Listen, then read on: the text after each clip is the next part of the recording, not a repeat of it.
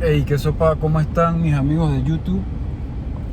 Hoy voy a tratar de cambiar la suspensión delantera del carro, llámese amortiguadores y espirales. Digo voy a tratar porque, bueno, no sé si me alcanza el tiempo y mañana tengo que madrugar, estoy bastante cansado. Eh, pues lo que sea que grabe va a ser algo corto, pero espero que a alguien le sirva de referencia para algo.